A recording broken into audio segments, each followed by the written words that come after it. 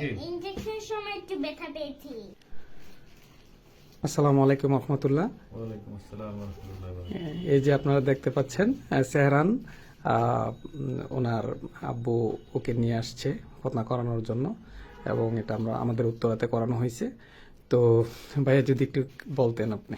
আসলে আমি আমার এক বড় ভাই ছিল, ওনার ছেলেকেও উনি করাইছিল খুব সময় আপনাদের মিরপুরে। তো উনি আপনার নামটা রেফার করছে, বলছে যে এই ডাক্তারটা খুবই ভালো এবং ওনার খুবই মিশুক এবং সুন্দর করে খতনা করাতে পারে। তো সেই প্রসঙ্গ থেকে আমি আর কি আমার ছেলেকে এখানে উত্তরাতে নিয়ে আসছি, 11 নম্বর সেক্টরের 16 নম্বর রোডে। আচ্ছা, আপনার কাছে ভাই কিরকম লাগছে?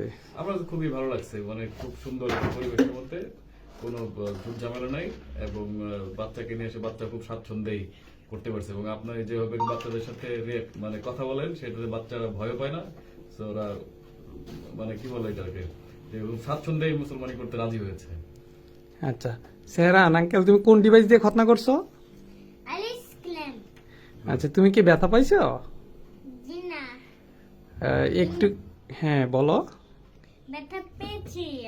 ইনজেকশনের সময় একটু ব্যথা পেয়েছে নাকি? ইনজেকশনের সময় একটু ব্যথা পেয়েছি। তারপরে কোনো ব্যথা ছিল?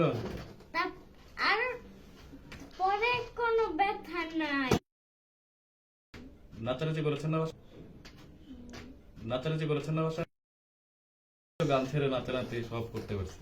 আচ্ছা, সবাই সেহরানের জন্য দোয়া করবেন। বলো আমার জন্য সবাই দোয়া করেন। বলো এই তাকে বলো। সবাই দোয়া করেন। আসসালামু আলাইকুম বলো। আসসালামু আলাইকুম। আসসালামু আলাইকুম।